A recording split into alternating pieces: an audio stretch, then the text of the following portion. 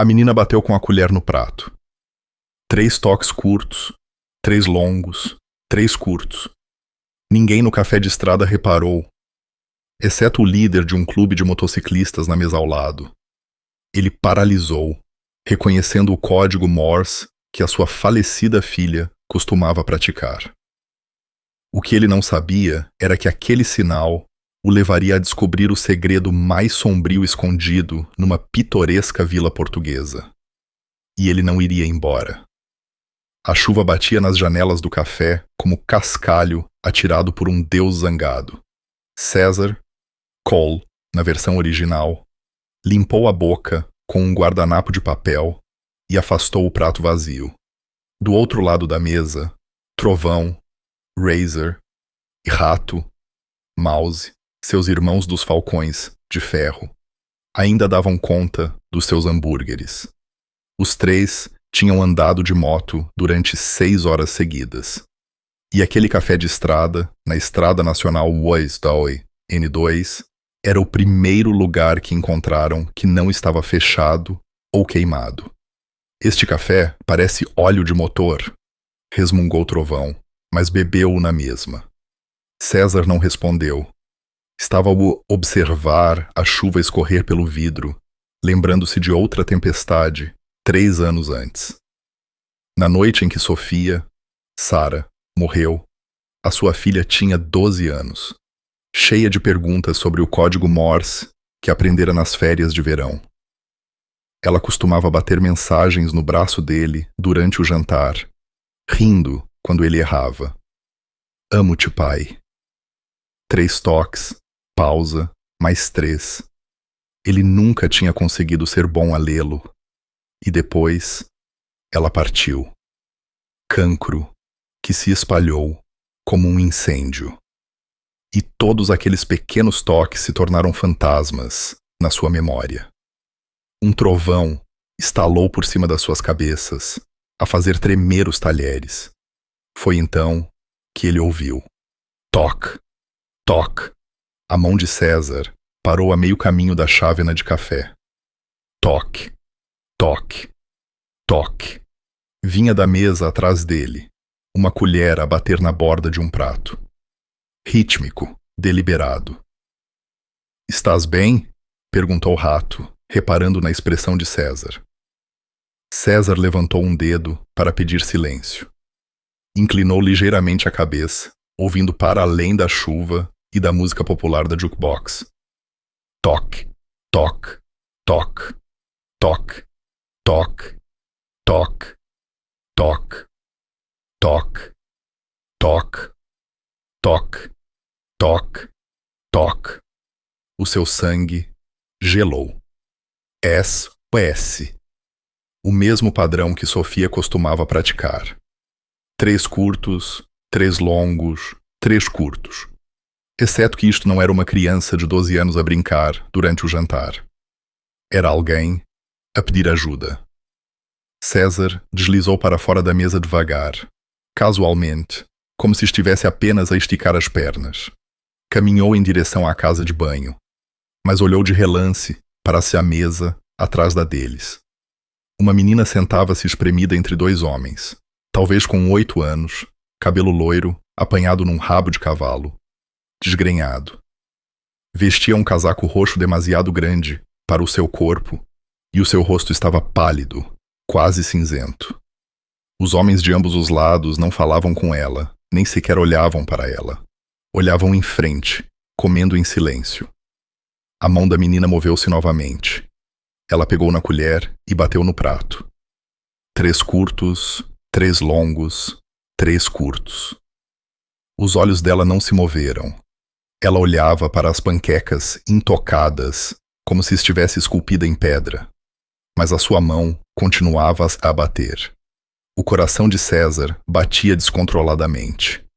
Ele tinha visto muita coisa nos seus 46 anos. Batalhas de bar, maus negócios, irmãos a sangrar no asfalto, mas nada o tinha apertado tanto o peito como aquilo. Aquela menina estava a gritar por socorro da única maneira que conseguia. Ele voltou para a sua mesa e sentou-se. Trovão e Rato observavam-no agora, alertas. O que se passa? Perguntou Trovão em voz baixa. César inclinou-se, mantendo a voz baixa. A miúda atrás de nós. Rabo de cavalo loiro. Ela está, arrubou, a sinalizar. As sobrancelhas de Rato subiram. Sinalizar o quê? Código Morse, SOS. A mandíbula de César cerrou-se. Aqueles homens com ela não são a família dela. Trovão olhou por cima do ombro de César, casualmente, apenas mais um cliente ao observar as pessoas. A sua expressão escureceu. O tipo da esquerda tem uma cicatriz nos nós dos dedos. Recente. O outro não para de tocar no cós das calças. Pode estar Armand. Eles não disseram uma palavra à miúda, disse César. E ela está a bater naquela colher como se fosse a última coisa que fará na vida. A empregada de mesa aproximou-se. Uma mulher de meia idade, com olhos cansados e um crachá que dizia Marta. Ela reabasteceu o café deles, sem perguntar, e depois foi para a mesa de trás. Os senhores precisam de mais alguma coisa? Perguntou Marta aos homens. Estamos bem, grunhiu um deles. A voz dele era áspera como lixa. E tu, querida? Perguntou Marta à menina. Não tocaste nas tuas panquecas? A menina não levantou o olhar. Não respondeu. Apenas manteve os olhos no prato. Ela está bem, disse o outro homem rapidamente. Só está cansada. Temos estado na estrada há algum tempo. Marta hesitou. E César conseguiu ver aquele vislumbre de dúvida nos seus olhos. O instinto de que algo não estava certo.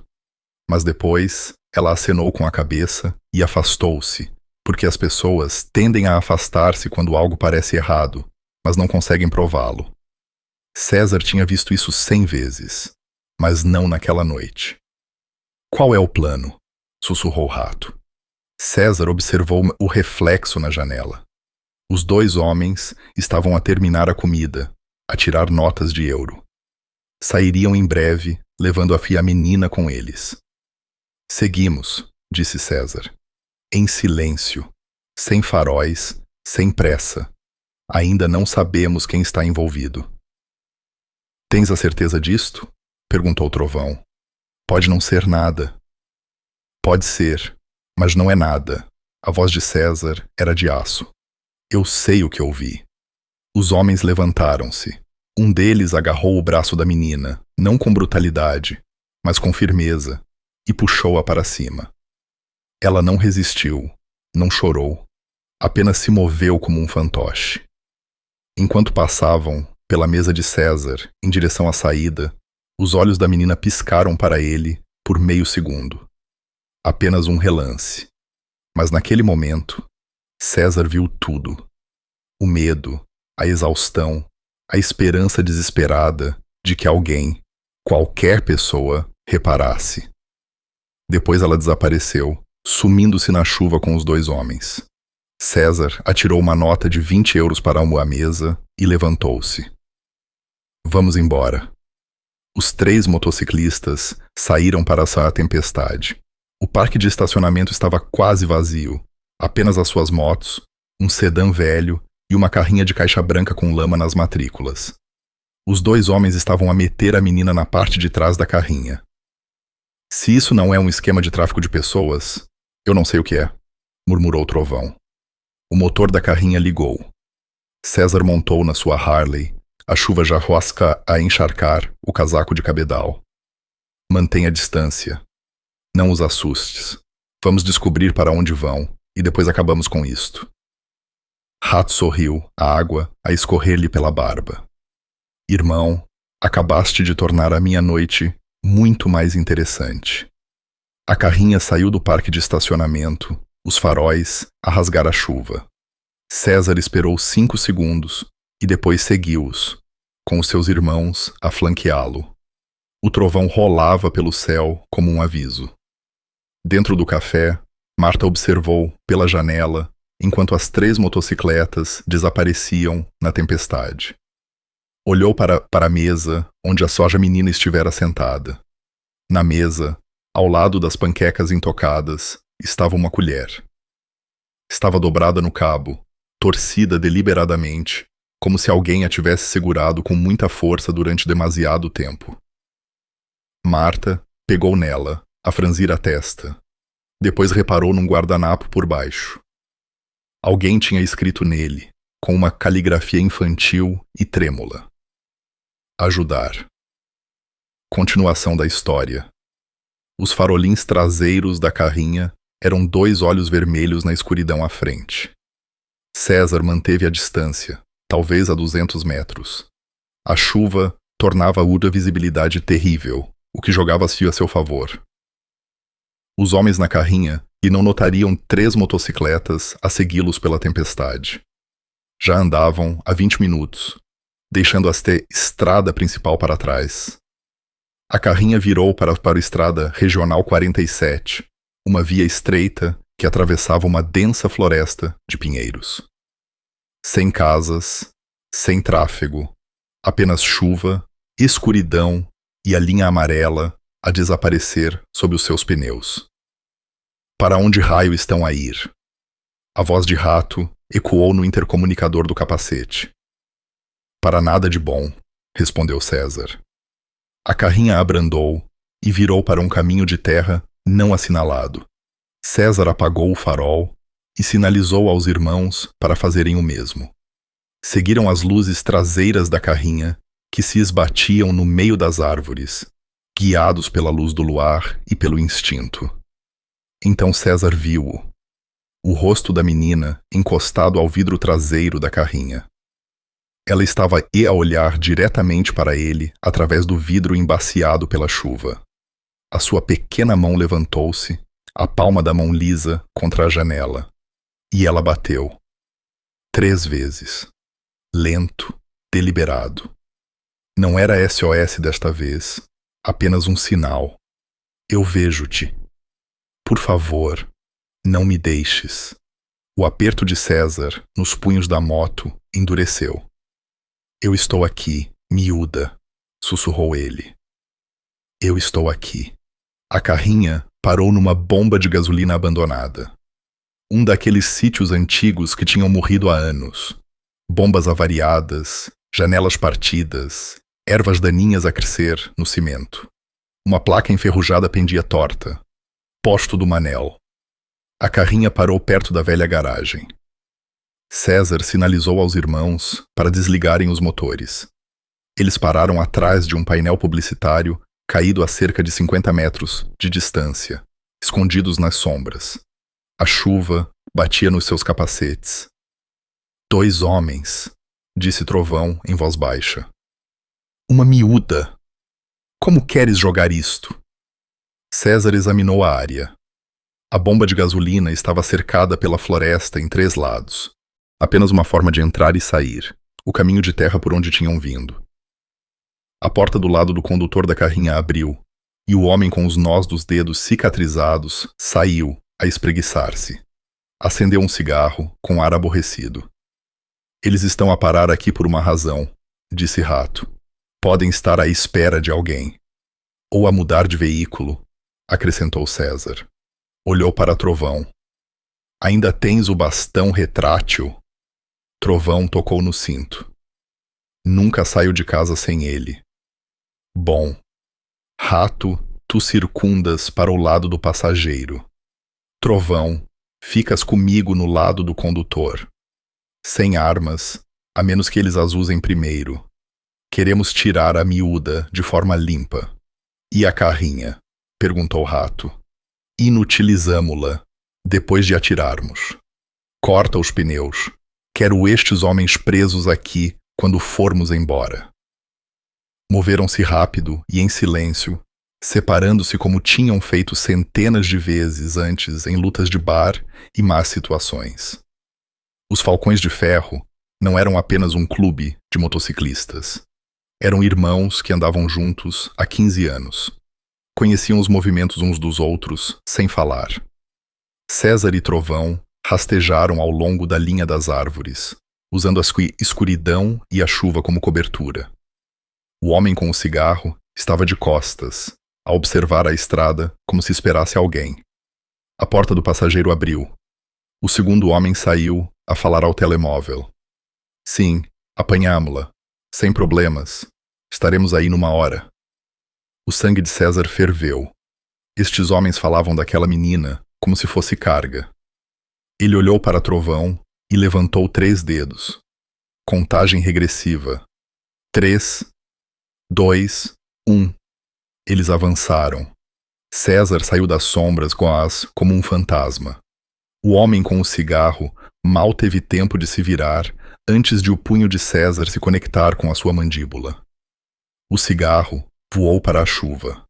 O homem cambaleou contra a carrinha e Trovão estava lá, bastão estendido, a varrer-lhe as pernas. O homem caiu com força no cimento molhado. Do outro lado, Rato agarrou no telemóvel do segundo homem e esmagou-o sob a bota. O homem tentou atingi-lo descontroladamente, mas Rato baixou-se e enfiou o ombro no estômago do homem, atirando-o contra o painel lateral da carrinha. Fica no chão, rosnou Rato. César abriu a porta traseira da carrinha. A menina estava lá, encolhida no canto, as mãos atadas com abraçadeiras de plástico à sua frente. Olhou para César com olhos arregalados e aterrorizados. Está tudo bem, disse César, mantendo a voz suave. Vamos tirar-te daqui. Ele tirou uma navalha do bolso e cortou as abraçadeiras. Os pulsos da menina estavam em carne viva e vermelhos por baixo. Consegues andar? Ela acenou com a cabeça, ainda sem falar. César levantou-a da larrinha. Ela não pesava quase nada. Só ângulos agudos e medo. Ele pô-la no chão e agachou-se ao seu nível. A chuva escorria pelos rostos de ambos. Qual é o teu nome? Lia. A sua voz era apenas um sussurro. Lia. Eu sou o César. Estes são os meus amigos. Vamos levar-te para um lugar seguro. Mas preciso que me digas quem eram aqueles homens. Os olhos de Lia encheram-se de lágrimas. Eu não sei. Eles levaram-me do parque há 3 dias. Onde estão os teus pais?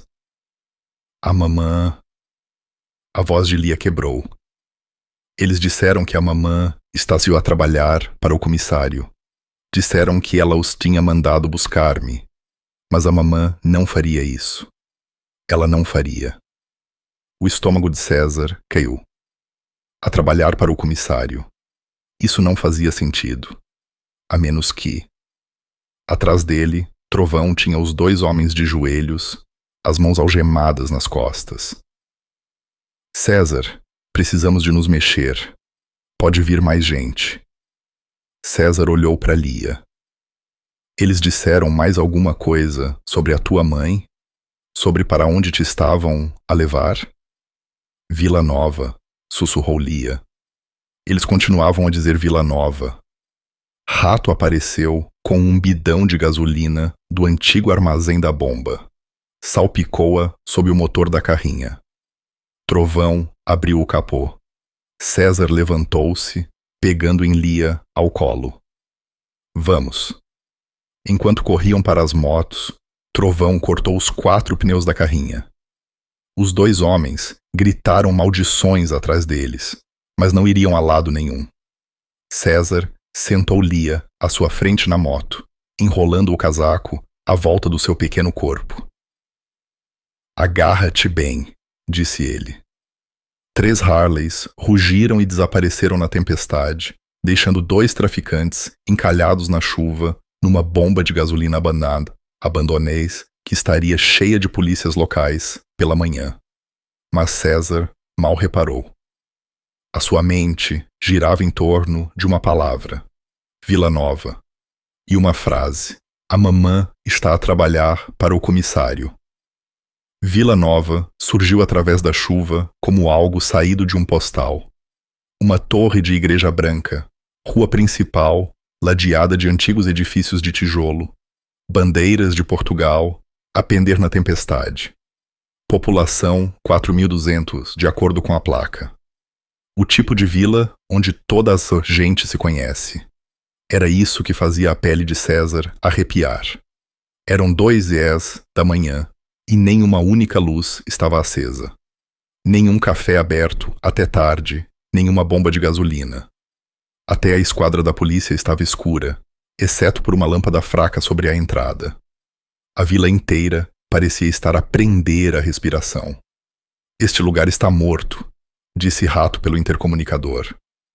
Ou a fingir que está, respondeu César. Andaram pelas ruas vazias até César avistar o que procurava. Uma pequena estalagem à beira da vila. Estalagem O Viajante. O tipo de lugar que cobrava a semana e não fazia perguntas. Apenas 3 carros no parque de estacionamento. Perfeito. César parou debaixo do alpendre e desligou o motor. Lia não tinha dito uma palavra durante os 40 minutos de viagem. Limitou-se a encostar o rosto ao peito dele e a agarrar-se, a tremer de frio e de medo. Fizeste bem, miúda, disse César suavemente. Vamos deixar-te quente e segura. Alugaram 2 quartos em dinheiro, sem identificação, sem cartões de crédito. O recepcionista da noite era um miúdo acabado de sair do secundário, mais interessado no seu telemóvel do que nos 3 motociclistas encharcados com uma menina. Ele entregou as chaves, sem levantar os olhos. No quarto 7, Rato aumentou o aquecimento enquanto o trovão verificava as janelas e as saídas. César sentou Lia na cama e enrolou-a numa manta do armário. Estás com fome? Perguntou ele. Lia abanou a cabeça. Qual foi a última vez que comeste? Ela pensou um pouco. Ontem, talvez. Só me deram bolachas. A mandíbula de César apertou-se. 3 dias com estes animais a viver de bolachas.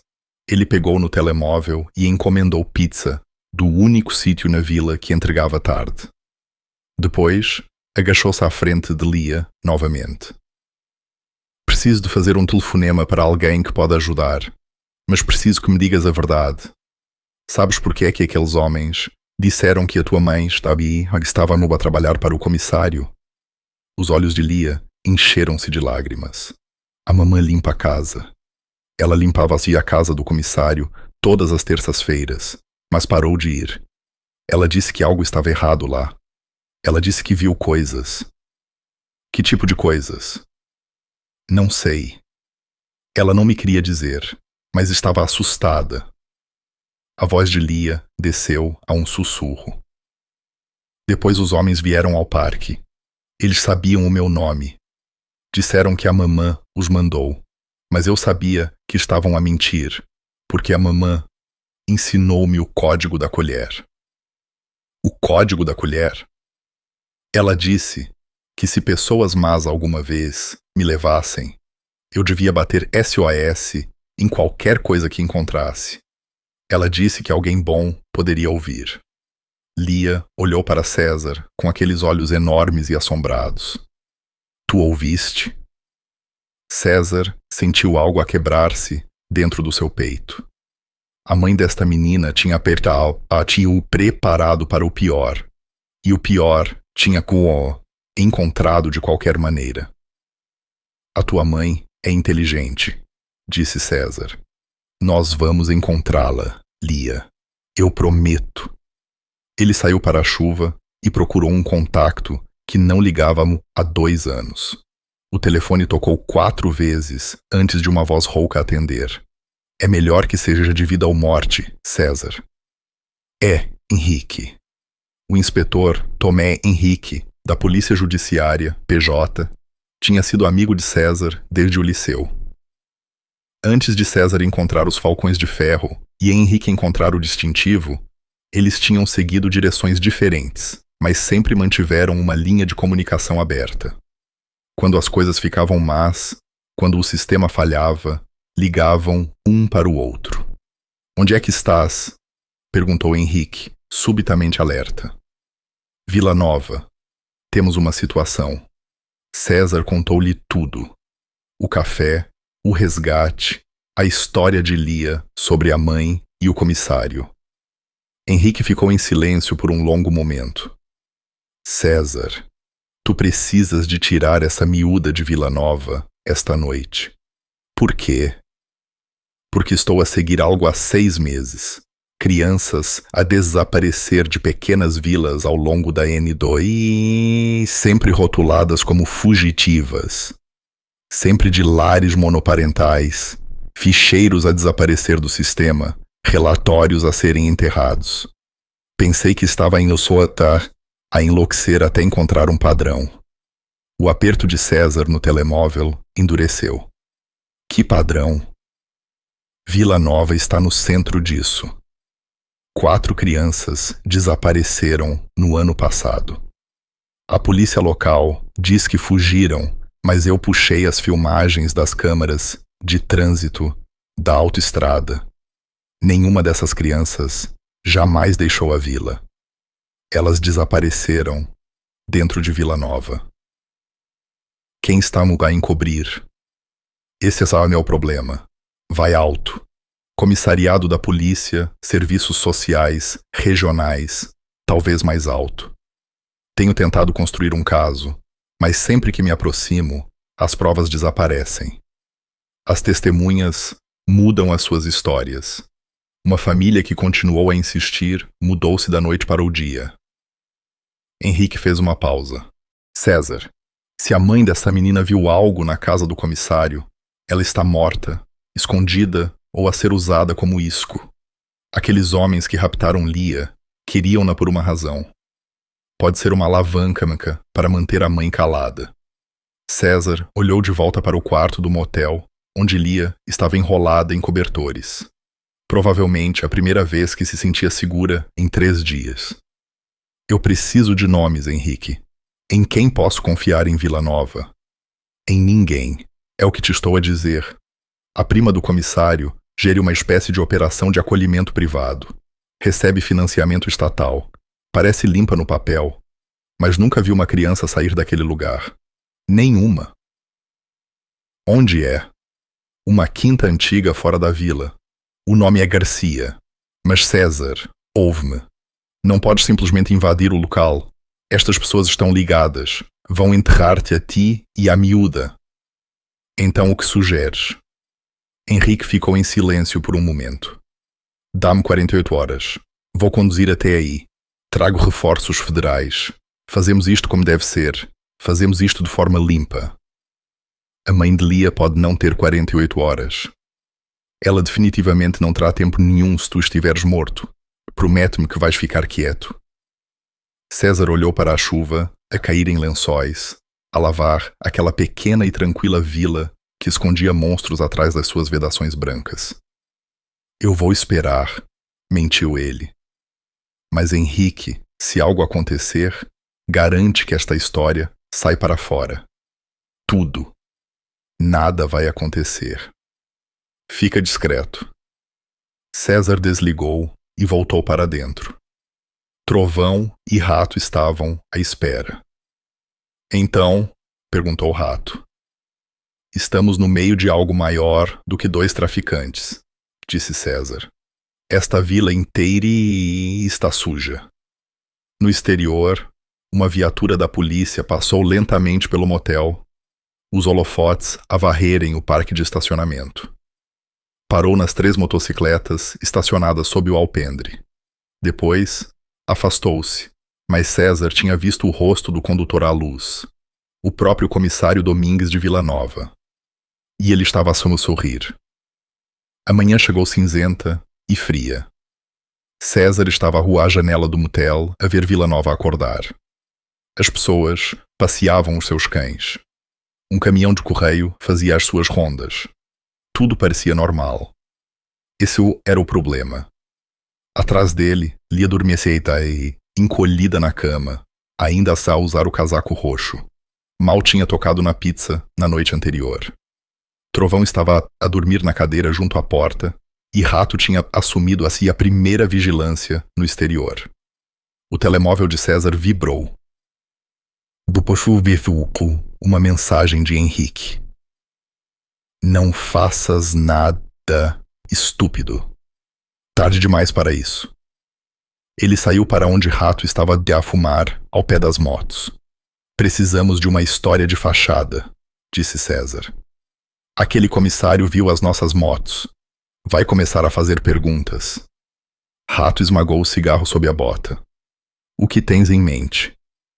Somos uma instituição de caridade. Os Falcões de Ferro têm um programa para jovens em risco. Viajamos por pequenas vilas, fazemos angariações de fundos, falamos com os miúdos sobre permanecerem na escola. César pegou no telemóvel e começou a escrever. Vou criar um website agora mesmo. Demora 20 minutos. Acham que eles vão acreditar? Vão ter de nos verificar primeiro. Isso compra-nos tempo. César olhou para a rua tranquila. Vamos separar-nos. Tu e Trovão fiquem com Lia. Mantenham-na escondida. Eu vou para a vila. Vou fazer de bom samaritano, perguntar sobre centros comunitários, escolas, lugares onde podemos fazer um evento. E enquanto estou a fazer de trabalhador de caridade, vou descobrir tudo o que puder sobre a prima do comissário e aquele lar de acolhimento. Pelas 10:01, César estava transformado. Tinha vestido uma t-shirt preta, limpa com o logótipo dos Falcões de Ferro, um falcão de asas abertas enrolado à volta de uma roda de mota. Tinha impresso folhetos improvisados no centro de negócios do Umtel. Falcões de Ferro. Apoio à juventude, manter as crianças seguras, 1 quilômetro de cada vez. A ironia não lhe passou despercebida.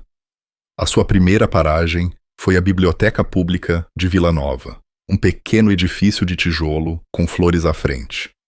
A bibliotecária era uma mulher na casa dos 60 anos, com olhos bondosos e óculos de leitura numa corrente. Bom dia, disse César, usando o seu charme. Sou César Monteiro, da Instituição de Caridade Motociclista Falcões de Ferro. Estamos de passagem e queríamos ver se podíamos organizar um evento comunitário. Falar com os miúdos sobre fazer boas escolhas. O rosto da bibliotecária iluminou-se. Oh, que maravilha! Não temos muitos programas desses por cá. Sou Margarida. Prazer em conhecê-lo. Margarida. César entregou-lhe um folheto. Fazemos isto em todas as pequenas vilas que são negligenciadas. Descobrimos que os miúdos em lugares como Vila Nova às vezes precisam de alguém com quem falar. Alguém que cometeu erros e aprendeu com eles. É um trabalho lindo. Margarida estudou o folheto. Devia falar com o diretor Daniel na escola primária e talvez com o gabinete dos serviços sociais regionais. Eles lidam com programas de juventude. Serviços sociais. Ótima ideia. César puxou um bloco de notas a fingir o papel. Onde posso encontrar esse gabinete? É na Rua do Plátano. É só passar a esquadra do comissário. Pergunte pela Leonor Garcia. Ela gere a maioria dos programas de acolhimento e juventude por aqui. A caneta de César parou. Garcia. Ela é prima do comissário. Uma mulher maravilhosa que gere um lar de grupo privado para crianças problemáticas. Realmente mudou a vida de tantas crianças. Margarida inclinou-se de forma conspiradora. Entre nós, algumas dessas crianças vêm de situações muito difíceis. A Leonor acolhe-as quando mais ninguém o faz. Parece uma santa, disse César, o seu sorriso não chegando aos olhos. Ela é. O Estado dá-lhe financiamento, mas ela também investe muito do seu próprio dinheiro. A quinta dela é linda. Hectares de terra onde os miúdos podem correr e brincar. Muito melhor do que aquelas instalações governamentais horríveis. Eu adoraria conhecê-la. Comparar notas sobre como ajudamos as crianças. Margarida escreveu um endereço. Diga-lhe que eu a mandei. Ela está sempre à procura de parceiros comunitários. A próxima paragem de César foi o gabinete de registros municipais, na cave da Câmara. Um empregado de balcão chamado Daniel, talvez com 25 anos, piercing no nariz, t-shirt de banda sob o polo de trabalho, estava sentado a um computador a jogar solitário. Posso ajudar?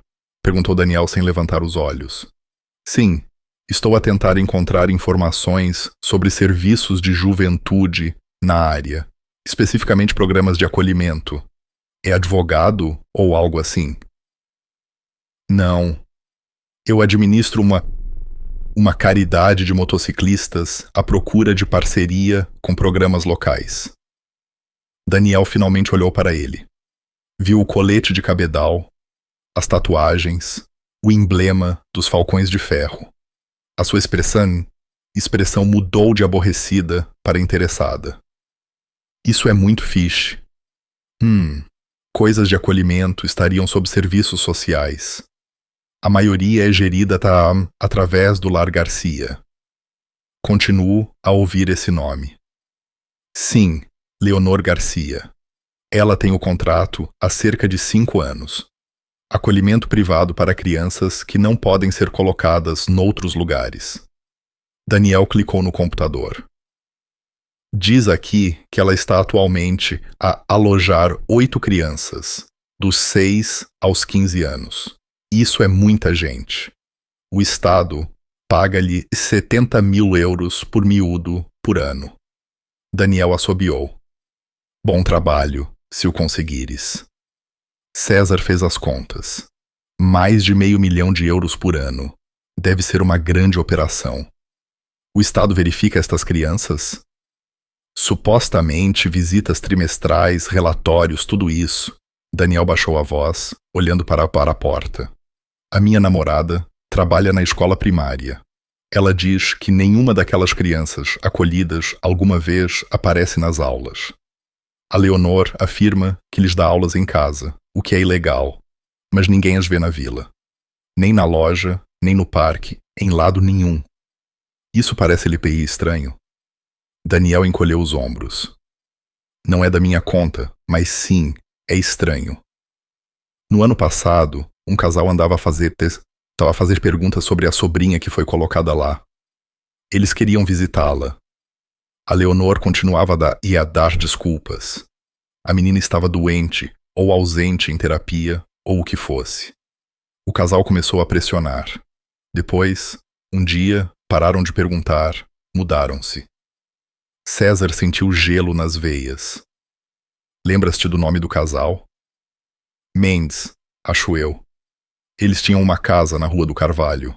Está vazia agora. César tirou o telemóvel e fingiu tirar notas. E isto é realmente útil, Daniel. Ei, pergunta aleatória. Consegues ver os registros de propriedade? Tipo, que terra a Leonor Garcia possui? Claro, isso é público. Daniel digitou por 1 minuto. Ok. Ela tem a quinta principal na Estrada da Garcia. 43 hectares. Depois ela tem... Isso é estranho. O quê? Ela também possui uma propriedade no limite do concelho. Uma antiga fábrica de processamento de carne. Está abandonada há anos. Por que é que ela precisaria disso? O estômago de César revirou-se. Uma fábrica de processamento de carne, isolada. Construída para processamento, talvez armazenamento, ofereceu César. Talvez. Daniel imprimiu os registros. Queres uma cópia? Seria ótimo. Fora da câmara, César parou ao sol e leu os documentos. Tudo parecia legítimo. Licenças, inspeções, contratos estatais. Leonor Garcia parecia ser exatamente o que Margarida disse. Uma dedicada mãe de acolhimento a ajudar crianças problemáticas. Mas as palavras do inspetor Henrique ecoavam na sua mente. Nenhuma criança jamais sai. César pegou no telemóvel e mandou mensagem a Rato. Como está a mulher nossa miúda? A resposta veio imediatamente. Calma, assustada, continua-se a perguntar pela mãe. César olhou para o endereço da antiga fábrica de processamento de carne. Depois, enviou mensagem a Henrique. Encontrei algo. O lar de acolhimento é uma fachada. Não estão a alojar estas crianças. Estão a movê-las. Preciso de ti aqui agora. 3 pontos apareceram. Depois, já a caminho às 6 horas. Não avances naquela propriedade sozinho. César olhou para o céu azul perfeito, a vila tranquila, a bandeira de Portugal a esvoaçar na brisa, do lado de fora da esquadra do comissário. Um homem estava na janela da esquadra a observá-lo. O comissário Domingues, ainda a sorrir. César sorriu de volta e caminhou em direção à sua motocicleta, mas a sua mão já estava a procurar e arma escondida sob o colete. César regressou ao motel ao meio-dia. Trovão encontrou-o à porta com a expressão sombria. Temos um problema lá dentro. Rato estava à janela com binóculos. Lia estava sentada na cama, a apertar o cobertor à volta dos ombros. Parecia ainda mais pequena à luz do dia. O que aconteceu? Perguntou César. Rato apontou pela janela. 3 SUV pretos a circular o quarteirão na última hora. Vidros fumados, matrículas governamentais. Não é o Henrique. É muito cedo. Ele disse 6 horas. O telemóvel de César tocou. Henrique, diz-me que já chegaste, disse César. Estou há 4 horas, disse Henrique. Mas César, temos um grande problema. Acabei de receber notícias do meu gabinete.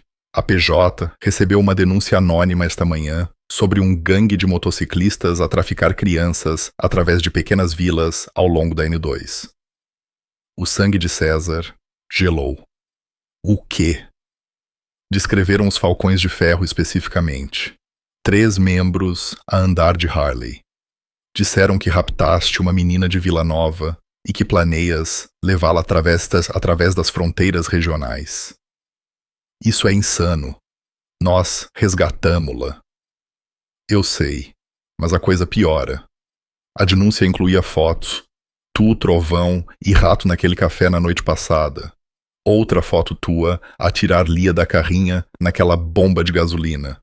Estão a fazer-vos parecer os traficantes. A mente de César acelerou. O comissário.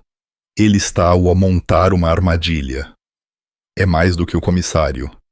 Fiz algumas investigações sobre a operação de Leonor Garcia.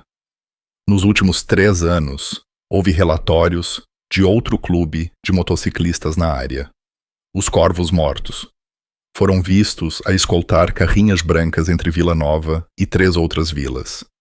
Os policiais locais descartaram-no como atividade de gangues, mas agora estou a pensar que aquelas carrinhas transportavam crianças. Os Corvos estão nisto. Acho que não. Acho que eles estão a ser usados, tal como tu. O comissário contrata-os para escoltar transportes privados para o que eles pensam ser proteção de testemunhas ou algo legítimo. Eles fazem o trabalho, levam o dinheiro e nunca fazem perguntas. Mas se esta operação alguma vez for exposta, adivinha quem é que leva a culpa? Os motociclistas, disse César lentamente. Não o comissário. Não a prima dele. Os gangues de motociclistas. Exatamente. É a cobertura perfeita. Quando essas crianças desaparecem, o rastro de papel leva aos corvos. Se os corvos forem apanhados, o rastro pode ser facilmente redirecionado para ti.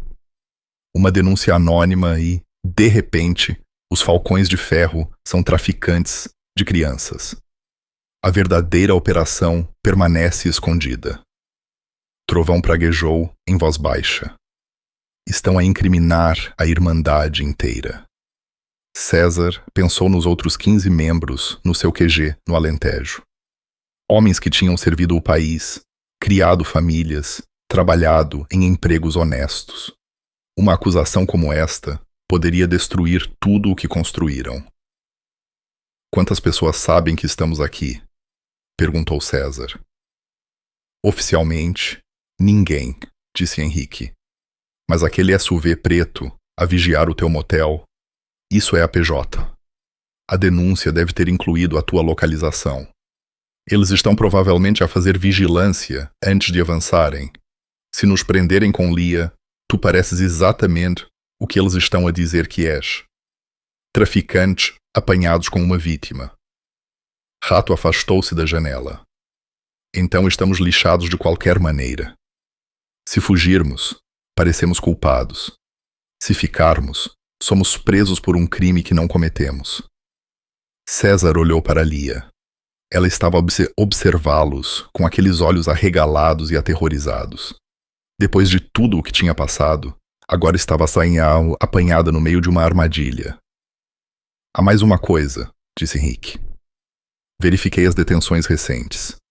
Há 3 semanas, 2 membros dos Corvos Mortos foram apanhados no concelho vizinho.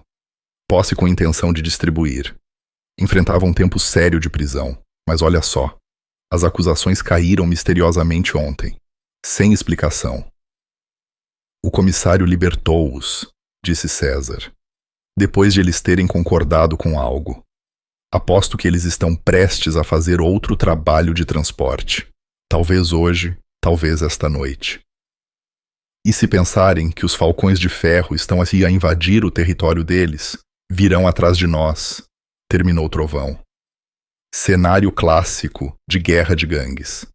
Os corvos atacam os falcões revidam e no caos, ninguém olha para os verdadeiros criminosos. César caminhou até a janela e olhou para o SUV, preto estacionado do outro lado da rua. Lá dentro, podia ver 2 figuras a observar, à espera. Henrique, preciso que me digas exatamente onde operam os Corvos Mortos. César, seja o que for que estejas a pensar, aqueles homens não sabem que são peões. Se eu lhes conseguir provar o que está realmente a acontecer, podemos dar a volta a isto. É uma grande possibilidade. Os Corvos não são exatamente conhecidos por se sentarem para conversar. O presidente deles é um tipo chamado Tiago Marques, ex-fuzileiro naval, fez 2 missões no Iraque. Ele não te vai ouvir sem provas. Então eu arranjo provas. Aquela antiga fábrica de processamento de carne que Daniel mencionou, é para lá que estão a mover os miúdos, não é? Henrique ficou em silêncio por um momento. Eu acho que sim. Mas César, se te aproximares daquela propriedade, estás a caminhar para uma armadilha. O comissário sabe que estás à procura da mãe da miúda. Ele está provavelmente a usar aquela localização como isco. Bom, que ele pense que estou a morder o isco. César agarrou o seu colete de cabedal da cadeira. Mas eu não vou sozinho.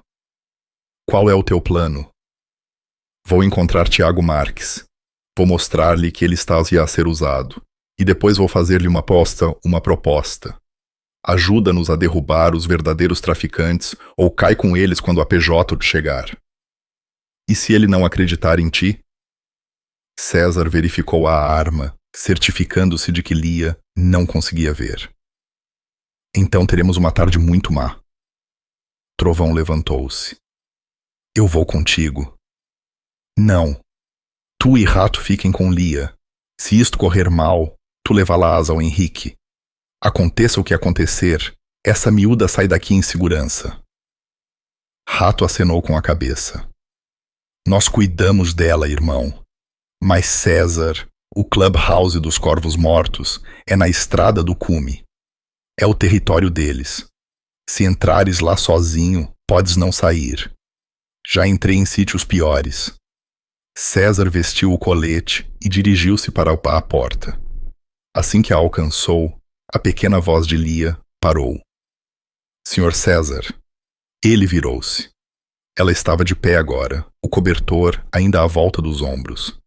Vai encontrar a minha mamã? César agachou-se ao seu nível. Vou encontrar as pessoas que sabem onde ela está e vou fazê-las dizer-me. Isso é uma promessa, Lia. Ela acenou com a cabeça E César viu algo nos olhos dela. Não apenas medo agora. Esperança. Frágil, quebrável esperança. Ele não podia desiludi-la. César saiu para o sol da tarde, subiu para a sua Harley e acelerou em direção à estrada do cume. Atrás dele, o SUV preto saiu e seguiu-o. E algures em Vila Nova, o comissário Domingues fez um telefonema. Ele estaria a mover-se exatamente dentro do previsto.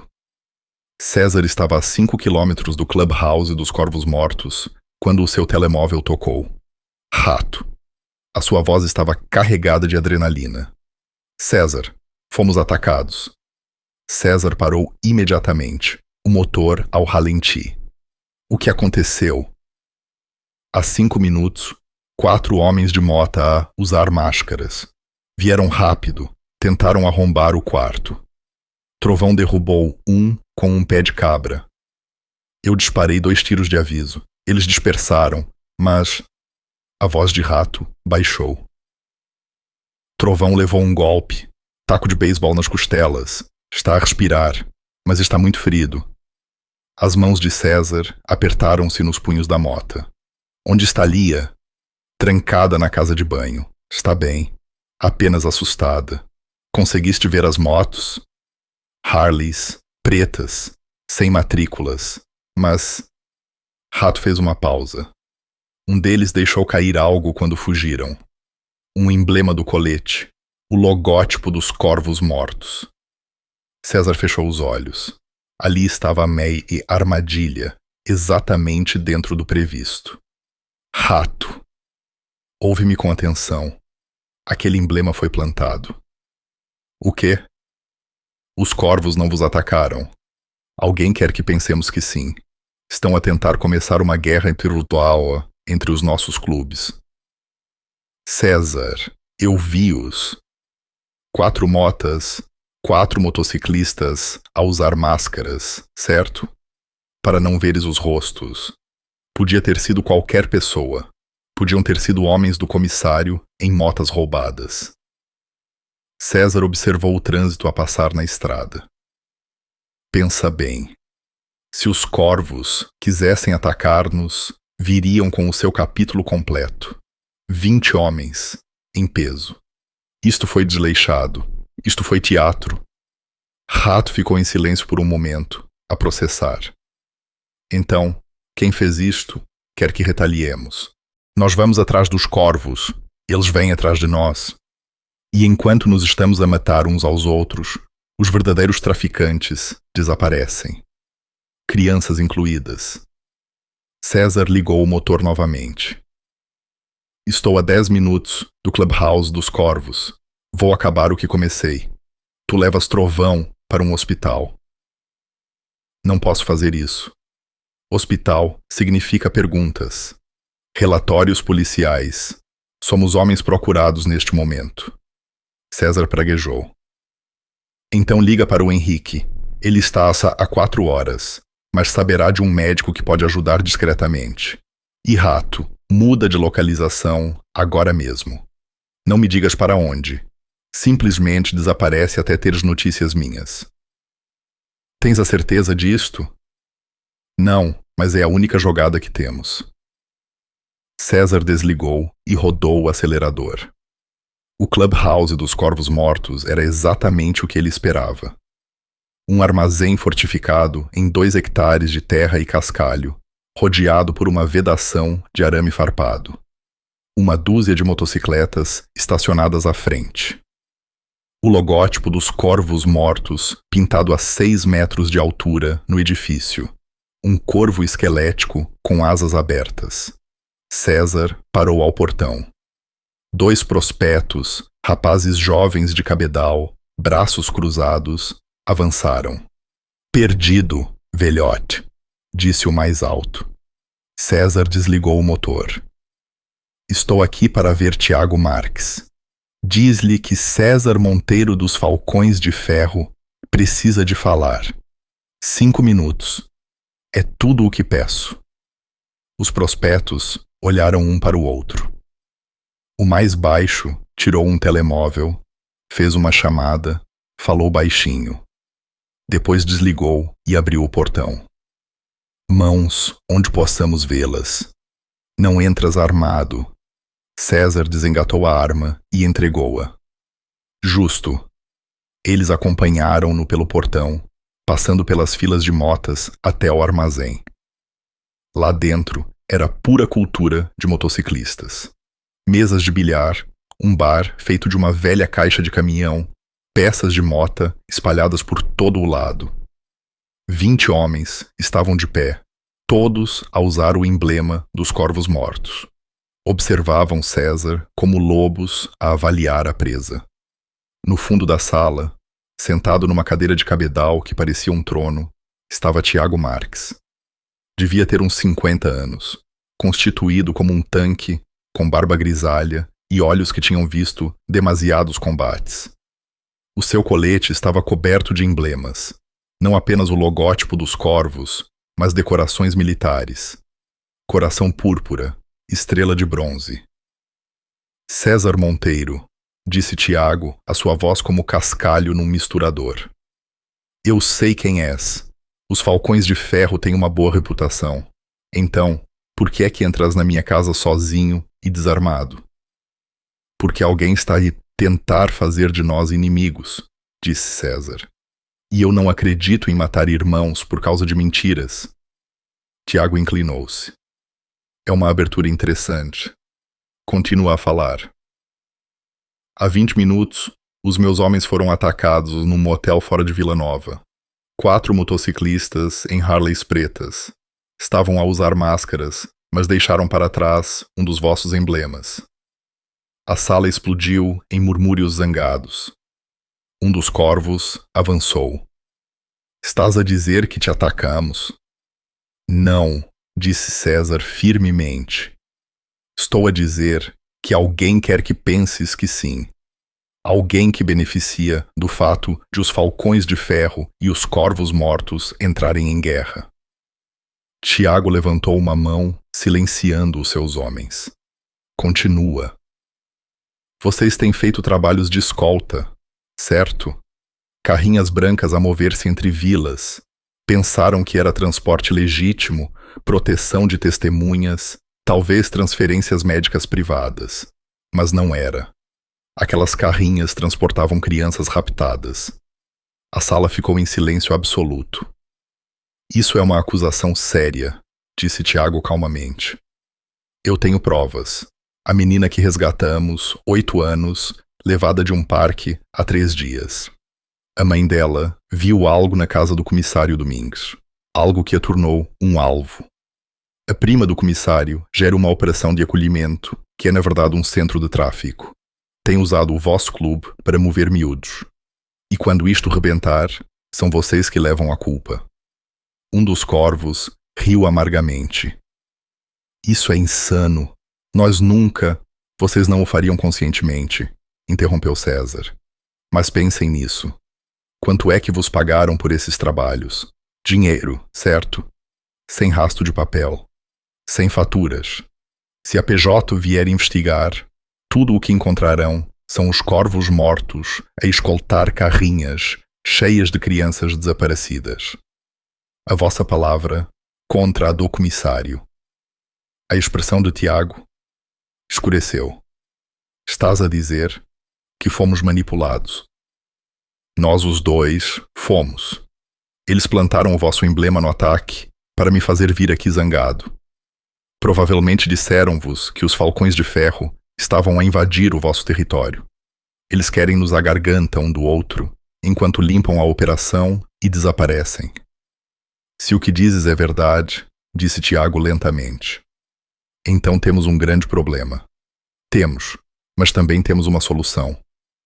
César aproximou-se. Tem um inspetor federal a caminho. Ele tem vindo a investigar esta operação há meses. Se trabalharmos juntos, dermos-lhe provas, ajudá-lo a localizar onde estas crianças estão a ser mantidas, podemos enterrar os verdadeiros criminosos e limpar os nossos 2 clubes. Tiago avaliou-o por um longo momento. Por que é que eu devia confiar em ti? Porque há 30 minutos alguém tentou matar os meus homens e incriminar o teu clube por isso. E porque estou aqui desarmado, numa sala cheia dos teus irmãos, a apostar a minha vida em como tu não és o tipo de fuzileiro naval que deixaria crianças sofrerem para salvar a própria pele. O armazém estava em silêncio absoluto. Então Tiago levantou-se. Ele tinha 1,93 m, puro músculo e cicatrizes. Caminhou até César e estendeu a mão. Mostra-me as tuas provas, disse Tiago. E depois decidiremos se vamos ajudar-te a incendiar Vila Nova. César apertou a mão dele. Eu farei melhor do que isso. Vou levar-te a menina que começou tudo isto com uma colher a bater em código Morse. No exterior, o trovão trovejou. A tempestade estava a ruir regressar. Tiago Marques pilotou ao lado de César pela tarde que escurecia. Atrás deles, mais 6 corvos mortos seguiam. O suficiente para fazer uma declaração, mas não tantos que parecesse um grupo de guerra. Já andavam há 20 minutos quando o telemóvel de César vibrou. Rato. Estamos seguros. Nova localização. Trovão está estável. Costela rachada. Talvez 2, mas vai sobreviver. O médico que Henrique recomendou apareceu. Bom, eu estou a trazer companhia. Os corvos mortos. Rato ficou em silêncio por um instante. Por favor, diz-me que não te estão a seguir para nos matar. Estão a seguir-me para nos ajudar. História longa. Chego aí em 10 minutos. César desligou e olhou para Tiago. O homem grande pilotava a mota como se tivesse nascido nela. Suave, controlado, perigoso. Os seus corvos flanqueavam-nos em ambos os lados. Uma formação que César reconheceu de comboios militares. Estes homens eram soldados disciplinados, não bandidos. Era isso que os tornava peões perfeitos. A nova casa segura era uma cabana de caça abandonada. Chamada à ação. Se gostaste desta história de coragem e irmandade, não te esqueças de subscrever o canal, deixar o teu gosto no vídeo e partilhar a tua opinião nos comentários. Ajuda-nos a partilhar mais histórias como esta.